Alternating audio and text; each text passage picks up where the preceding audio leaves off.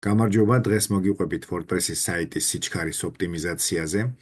აგიხსნით, რას ნიშნავს და რატომ არის ეს ასეთი მნიშვნელოვანი. გაჩვენებთ რამდენიმე საინტერესო პლაგინს, რომელიც დაგეხმარება თამაში და მოგცემთ რამდენიმე რჩევას.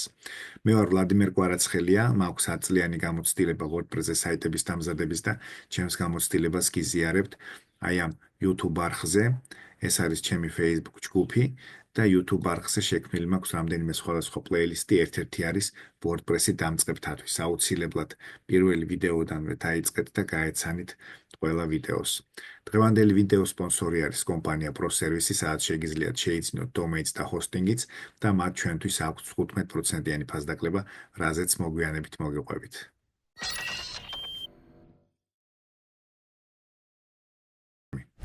და დავიწყოთ იმით, რომ განმარტოთ თუ რას ნიშნავს WordPress-ის საიტის ჩატვირთვის სიჩქარე და საერთოდ საიტის სიჩქარე რას ნიშნავს და რატომ არის ეს ასეთი მნიშვნელოვანი. აი მაგალითისთვის გვინდა დავუშვათ ფასების გვერდზე გადასვლა, დავკლიკავთ აქ და ვერ გადავდივართ, არ იტვირთება საიტი. ან დავუშვათ საიტზე შემოსვლამდე გვაქვს ესეთი სიტუაცია, ჩავწერეთ საიტის მისამართი და არ იტვირთება საიტი და ველოდებით.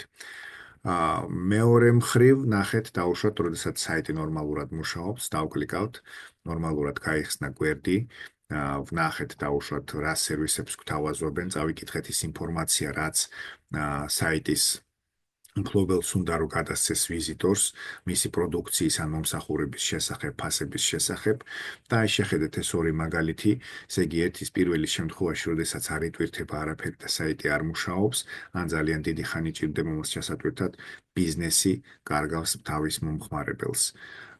ასევე ბიზნესის ეს საიტი არ ჩანს საძიებო სისტემის შედეგებში და საიტის ნორმალური ჩატვირთვა არის ერთ-ერთი ფაქტორი იმისთვის, რომ საიტის საძიებო სისტემის შედეგებში გამოჩნდეს. არ ვამბობ, რომ ეს არის ერთადერთი და ყველაზე მთავარი, მაგრამ ერთ-ერთი უმთავრესი არის, როდესაც საიტი არის მოწესრიგებული და ნორმალურად იტვირთება, სწრაფად იტვირთება. ამისთვის ვიზიტორისთვის ეს კომფორტი არის, ამას ხედავენ ბოტები და ჩვენი საიტის პოზიციას კიდევ ერთი პლუსი დაეწერება, ესე ვთქვათ რა. რით შეიძლება ამის მიღწევა და რა შეიძლება ამისთვის გაკეთდეს. ერთ-ერთი ვარიანტი არის სპეციალური პლაგინები WordPress-ისთვის. პლაგინებს აქვთ ფასიანი და უფასო ფუნქციები. ერთ-ერთი არის ესეთი პლაგინი.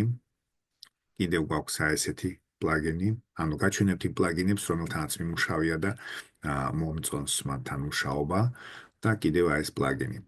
ამ პლაგინებს, როგორც უკვე გითხარით, აქვთ ფასიანი და უფასო ვერსიები, შესაბამისად ფუნქციებიც განსხვავდება პრემიუმ პლაგინს და უფასო პლაგინს შორის.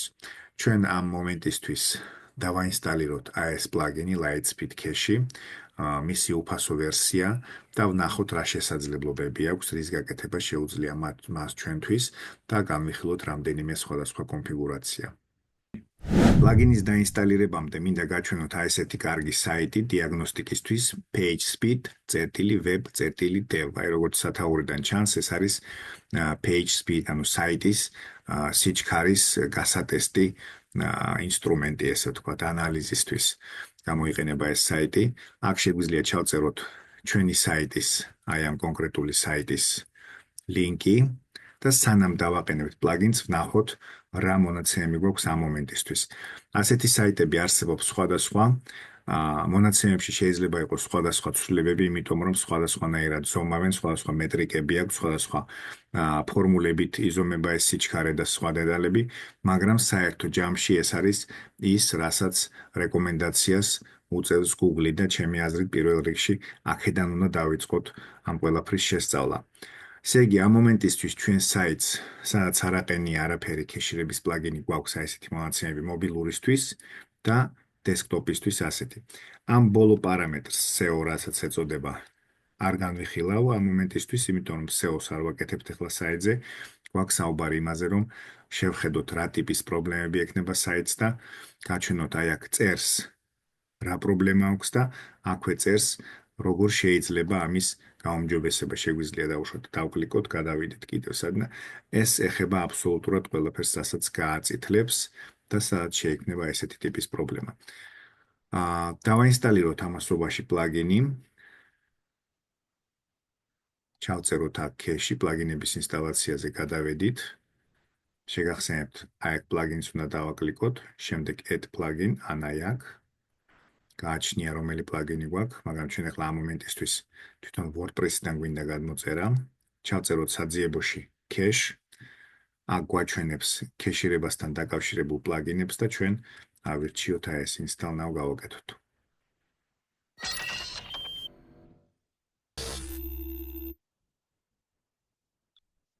გავააქტიუროთ ეს ჩვენი პლაგინი და გადავიდეთ, აი უკვე ჩანს, რომ პლაგინი დაინსტალირებული არის, აქედანაც ჩანს, გადავიდეთ პრესეტების განყოფილებაში. ეს ნიშნავს იმას, რომ აი აქ უკვე გამზადებული არის რამდენიმე ტიპის კონფიგურაცია, რომელიც შეიძლება ჩვენი საიტისთვის გამოგვადგეს და რითაც ძალიან გაგვემართლებს საქმეს.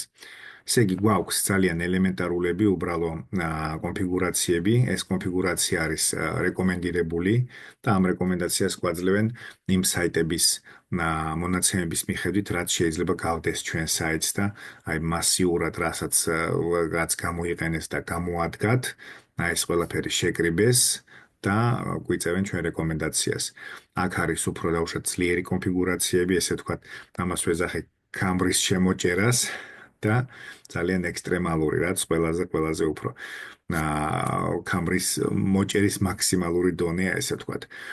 პრობლემა შეიძლება შეიქმნას ამ რომელიმეს გამოყენებისას, ამიტომ უნდა დაიწყოთ ყველაზე მარტივიდან და მერე ნელ-ნელა გადახვიდეთ ალბათ სავარაუდოდ, აი აქ უნდა დაასტოპოთ და მერე უკვე როდესაც უფრო კარგად შეისწავლით რას ნიშნავს და რა როგორ კეთდება, მერე შეგიძლიათ უფრო უკვე გადახვიდეთ სხვა უფრო ძლიერ კონფიგურაციებზე. რაშია სხვაობა და რატომ შეიძლება შეიქმნას პრობლემა? ყველა საიტი სხვადასხვანაირია, ყველა საიტს თავისი რაღაცა დეტალები აქვს ისეთი, რომლის გათიშვამ, დაბლოკვამ, შენელებამ ან მონაცემების შეცვლამ შეიძლება გამოიწვიოს საიტის გათიშვა. მოკლედ დავაკლიკოთ აი აქ და ვნახოთ რა შედეგებს მივიღებთ ამ საიტზე.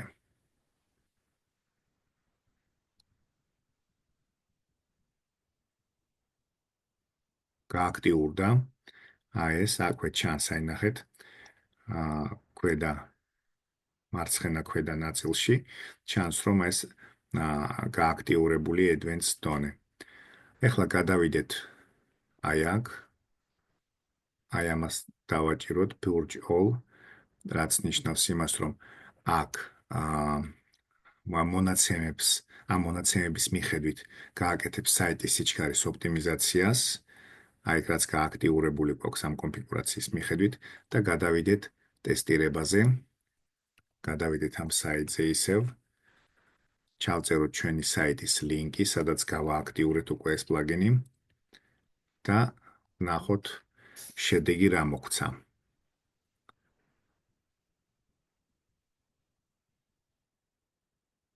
ცოტა დრო დასჭირდა, მაგრამ როგორც ხედავთ,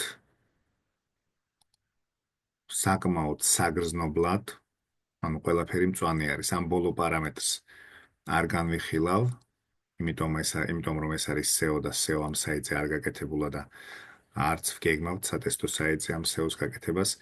ეხლა არ არის ამაზე ვიდეო. და აი ნახეთ, ფაქტიურად ჩვენ არაფერი არ გაგვიკეთებია, მხოლოდ სტანდარტული რეკომენდირებული კონფიგურაცია გავააქტიურეთ და კონკრეტული სხვაობა მინდა გაჩვენოთ. ესე იგი, აქ იყო 75 მობილური შემთხვევაში და აქ მობილური შემთხვევაში ჩვენ გვაქვს 97 და გამწვანებულია, რა თქმა უნდა, მწვანე ნიშნავს კარგს. დესკტოპის შემთხვევაში 98 გვაქვს, ის რაც დესკტოპის შემთხვევაში გქონდა 84 და იყო ნარინჯისფერი. ეს პარამეტრები თუ არის წითელ ფერებში, საიტზე სერიოზული პრობლემებია და სერიოზულად არის მისახედი. ახლა ესეთი რაღაცაც მინდა გითხრათ. მიუხედავად იმისა, რომ აი აქ ყველაფერი არის გამწვანებული, აი ეს პრობლემები მაინც არის, მაგრამ როგორც უკვე გითხარით, ეს არ არის ის კრიტიკული რაღაცა სასწაული პრობლემები, რომლებმაც დაუშვათ შეიძლება, რის გამოც შეიძლება ითქვას, რომ საიტი არ ვარგა, საიტზე რაღაცა პრობლემა არის. არა, ეს უბრალოდ ის პრობლემებია, რომლებიც უნდა მოგვარდეს, მაგრამ ამის გამო ვერავის ვერ დავაბრალებთ, რომ საიტი რაღაცა ცუდი არის ან არასწორად არის გაკეთებული. ეს ყველაფერი გამოსწორებადი არის. აქ რო ჩამოვშლით, აქვე იწერება ის რეკომენდაციები თუ რა გამოასწორებს ამ ყველაფერს და აი ნახეთ, სადაც არ უნდა გატესტოთ, როგორც არ უნდა გატესტოთ, მაინც ყველა შემთხვევაში ის რაც მოსაგვარებელია, რა სიჩქარეც არ უნდა აჩვენოს, მაინც დარჩება იმ პრობლემად მოგვარებულ. თუმცა რა თქმა უნდა, პლაგინი თავის რაღაცას წვლილს შეიტანს და ჩვენს უფრო მეტად თუ დავეხმარებით, რა თქმა უნდა, უფრო უკეთეს შედეგს მივიღებთ. რას გულისხმობ, როდესაც ვამბობ, რომ პლაგინს უნდა დავეხმაროთ, იმაში, რომ მან თავის საქმე კარგად გააკეთოს. გულისხმობ იმას, რომ აუცილებლად უნდა გავეცნოთ დოკუმენტაციას, შევისწავლოთ ტერმინოლოგია, გავიგოთ რა როგორ კეთდება და მხოლოდ ამის შემდეგ შეგვიძლია უკვე გადავიდეთ იმაზე, რომ გავაუმჯობესოთ ჩვენი საიტის სიჩქარე. ზოგადად ჩვენ რა თქმა უნდა შეგვიძლია აი ამ სტანდარტული კონფიგურაციების გამოყენება, მაგრამ როგორც გითხარით, ყველა საიტს აქვს თავისი განმასხვავებელი დეტალები და ამის გამო შეიძლება რომელიღაცა კონფიგურაცია არ წავიდეს და გამოიწვიოს კონფლიქტი პლაგინებში ან თემებში ან რაღაცა კოდებში რაღაცაში და საბოლოო ჯამში მარტივად რო გითხრათ საიტი შეიძლება საერთოდ გაითიშოს. და ზოგადადაც ასეთი ჩვევა გქონდეთ, სანამ რამე პლაგინს გატესტავთ, სანამ რამეს გააქტიურებთ, გქონდეთ თქვენი საიტის რეგულარულად გაკეთებული საიტის სარეზერვო ასლი, რომ თუ რაღაცა პრობლემა მოხდა, შეგეძლოთ ძალიან მარტივად აღადგინოთ და დაუშვათ იმის მაგივრად, რომ იწვალოთ და ეძებოთ რაშია პრობლემა, სწრაფად, მარტივად აღადგინოთ თქვენი საიტის მუშა ვერსია. აქ ჩემს YouTube არხზე შეგახსენებთ, რომ მაქვს მე პლეილისტი, სადაც ზუსტად ამ თემაზეც მაქვს საუბარი, აი ეს ის პლეილისტია, რაზეც მქონდა საუბარი და აი აქვე მიწერია, რას ნიშნავს საიტის სარეზერვო ასლი და ნაჩვენები მაქვს რამდენიმე პლაგინი და მაგალითი თუ როგორ შეიძლება გაკეთდეს საიტის სარეზერვო ასლი. მოკლედ, გადავიდეთ პლაგინის საიტზე, გადავიდეთ დოკუმენტაციაზე, აქ დავკლიკოთ support-ზე, აქ დავკლიკოთ დოკუმენტაციაზე და აქაც დოკუმენტაციაზე დავკლიკოთ. გადავიდეთ LS cache-ზე, აქ მოვნახოთ პლაგინებში, როგორც ხედავთ, ბევრი სხვადასხვა სისტემისთვის არსებობს ეს Lightspeed cache, ეს პლაგინი, ჩვენ რა თქმა უნდა გვჭირდება WordPress-ი და WordPress-თან დაკავშირებით აქ გვაქვს ჩვენ ზოგადი მიმოხილვაც, ინსტალაციის პროცესი, ინსტრუქცია დამწყებთათვის, კონფიგურაცია, troubleshooting-ი და ასე შემდეგ. ძალიან საინტერესო რესურსი არის, ძალიან სასარგებლო რესურსი არის და აუცილებლად გამოიყენეთ. ასევე შეგახსენებთ, გააკეთეთ საიტის სარეზერვო ასლი, რომ რამე პრობლემა არ მოხდეს საიტზე და თუ მოხდება, რომ აღადგინოთ. ისე იდეალური სიტუაცია იქნებოდა ცალკე სადმე სატესტო დომენი რო გქონდეთ, ან ქვედომენი, სადაც ივარჯიშებდით ამ ყველაფრის გაკეთებაზე და შემდეგ უკვე ნელ-ნელა ფრთხილად გამოიყენებდით ამ ცოდნას თქვენ საიტზე, ან თქვენი დამკვეთის საიტზე. ესე იგი ჩვენ აქ გაკეთებული გვაქვს ყველაფერი, მზად არის ყველაფერი პრინციპში ის ზოგადი დეტალები, რაც უნდა გაკეთებულიყო, აი ამ კონფიგურაციის გააქტიურებამ გააკეთა, მაგრამ ჩვენ კიდევ შეგვიძლია რამდენიმე დეტალი დავამატოთ. პირველი რჩევა არის სურათების ოპტიმიზაცია, რაც ნიშნავს იმას, რომ სურათები უნდა იყოს რაც შეიძლება მსუბუქი და ადვილად და სწრაფად ჩაიტვირთოს. რა თქმა უნდა, ისეთი უნდა იყოს, რომ ვიზუალური ხარისხიც არ დაეკარგოს. ამისთვის არსებობს ონლაინ საიტები, სადაც შეგვიძლია ეს მოვიტანოთ სურათი, ავტვირთოთ, გამოჩნდება დაახლოებით ესეთი ინტერფეისი, მაგალითად აი ამ კონკრეტული საიტის შემთხვევაში ესეთი კონკრეტული ინტერფეისი გამოჩნდება. შეგვიძლია შევცვალოთ სურათის ფორმატი, სურათის ზომები, როგორც ვიზუალური, ასევე აი ეს მეგაბაიტებს, რასაც ვეძახით და კილობაიტამდე დაიყვანოს და აუცილებლად ვნახოთ, რამდენი პროცენტით შეიცვალა და ვიზუალურად რა შედეგი მივიღეთ, რამე ხო არ არის ისეთი, რაც დაუშვათ პიქსელების რაოდენობა შემცირდა და რაღაც სურათი ცუდი სანახავი გახდა. არა, აუცილებლად უნდა იყოს ვიზუალურად მისაღები ნორმალური და ამავე დროს მსუბუქი. კიდევ ერთი სერვისი არის ონლაინ ესეთი, აქაც შეიძლება ზუსტად იგივე გააკეთოთ, ატვირთოთ სურათი და უკვე გამზადებულს მოამზადებს გადმოსატვირთად და ათვალიერეთ, იქაც ნახეთ, ზომები შეადარეთ. არსებობს ასევე პლაგინები, მაგრამ აი აქ ზუსტად ამ შემდეგ რეკომენდაციაზე გადავდივართ, CSS და JavaScript-ი, რაც შეიძლება კოდი ნაკლები უნდა იყოს საიტზე, ისეთი კოდი, რომელიც ჩვენ არ გვჭირდება. და ამიტომ ამბობ, რომ პლაგინების გამოყენებასაც მოვერიდოთ, ის პლაგინები, რაც არ გვჭირდება და ის თემები, რაც არ გვჭირდება, უბრალოდ კი არ გავთიშოთ, არამედ უნდა წავშალოთ, რომ რაც შეიძლება მსუბუქი იყოს საიტი, რაც შეიძლება ნაკლები კოდი კონდეს, ისეთი, რომელიც ჩვენ არ გვჭირდება. შემდეგი არის საიტის დაცვა. რეკომენდაციებში არ ახსენებენ ხოლმე საიტის დაცვას, თითქოს და არ არის სიჩქარესთან არანაირ კავშირში, მაგრამ არ ახსენებენ, იმიტომ რომ ეს თავისთავად იგულისხმება, საიტი ყველა შემთხვევაში უნდა იყოს დაცული, ჯერ იმისთვის, რომ რამე არ აგვიტვირთონ, რამე ზედმეტი კოდი პლაგინის სახით თუ თემის თუ დავით რაღაც მავნე პროგრამის სახით და მეორე რომ ბოტებისგან დაიცვას. ბოტები არის ის პატარა ვირუსული პროგრამები, რომლებიც იერიშს ახორციელებენ ჩვენ საიტზე და ბევრი დატვირთვა მოდის საიტზე შეიძლება საერთოდ გაითიშოს. ამიტომ საიტის დაცვას არც გამეხილავთ, აუცილებლად საიტი უნდა იყოს დაცული. შემდეგი არის CDN-ი. CDN-ი არის სერვისი, Content Delivery Network-ი არის ესეთი რაღაცა. კომპანიებს აქვთ ესეთი სერვისი, სადაც აკოპირებენ ჩვენ საიტს სხვადასხვა ლოკაციაზე, სხვადასხვა ქვეყნებში და იმ ქვეყნების მაცხოვრებლისთვის უფრო სწრაფი ხდება ამ ჩვენი საიტის გახსნა. ასეთი სქემატური გამოსახულება მოვამზადე. დავუშვათ ჩვენი საიტი მდებარეობს აი აქ, აი ცოტა მაქსიმალურად გრძელი წერტილები ავიღე ლოკაცია, ცოტა ესეთი ავიღე, რომ შორიდან ჩანდეს და უფრო კარგად ჩანდეს. დავუშვათ აი აქ მარჯვენა ქვედა კუთხეში, რასაც ხედავთ. მწვანე კომპიუტერს ეს არის ჩვენი საიტი და დავუშვათ აი ამ ჩვენი ქვეყნიდან შემოსული ეს ლურჯი ცისფერი პატარა კომპიუტერები უფრო მალე შემოვლენ ჩვენ საიტზე, ვიდრე დავუშვათ აი ეს კომპიუტერი, რომელიც აი აქედან უნდა წამოვიდეს აი აქეთ. ხო? აი ესე მაქვს გამოსახული, აი ესენი უფრო სწრაფად მოვლენ, სწრაფად გახსნიან ჩვენ საიტს და ამათ უფრო მეტი დრო დაჭირდებათ. რას აკეთებს CDN-ი, რა სერვისია CDN-ი?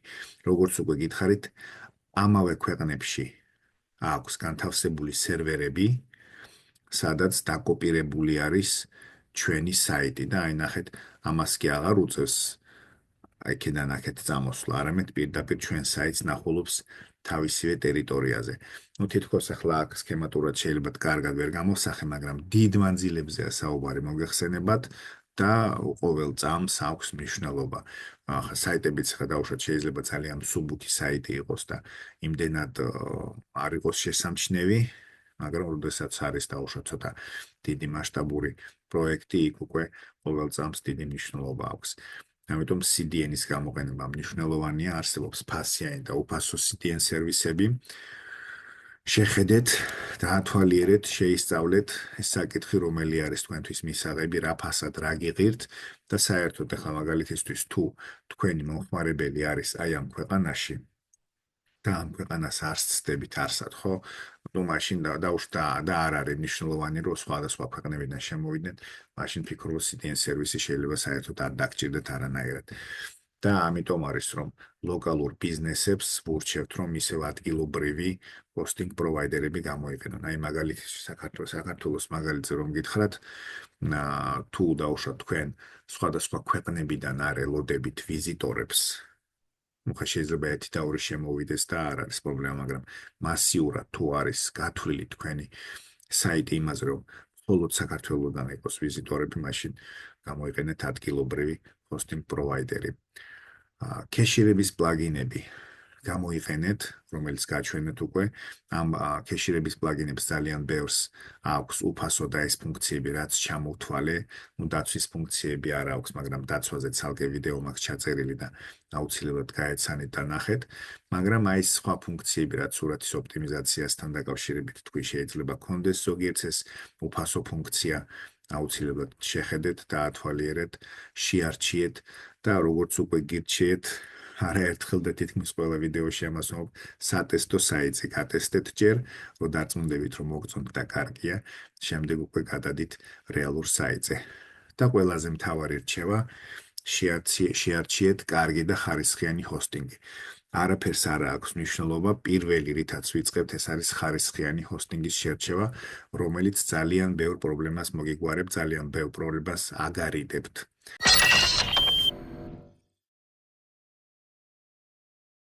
და ახლა მინდა მოგიყვეთ დაპირებული 15%-იანი ფასდაკლების შესახებ, რომელსაც ჩვენი სპონსორი კომპანია ProService გვთავაზობს, სადაც შეგიძლიათ შეიძინოთ დომენიც და ჰოსტინგიც.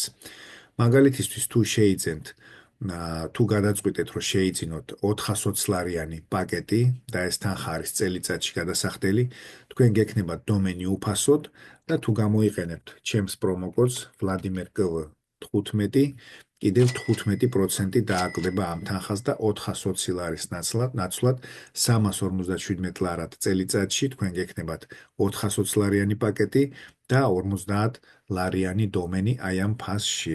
მე მგონი მშვენიერი შემოთავაზება არის და დარწმუნებული ვარ მომავალშიც ProService კიდევ კარგ შემოთავაზებებს გაუკეთებს ჩვენს არხს. წარმატებებს გისურვებთ.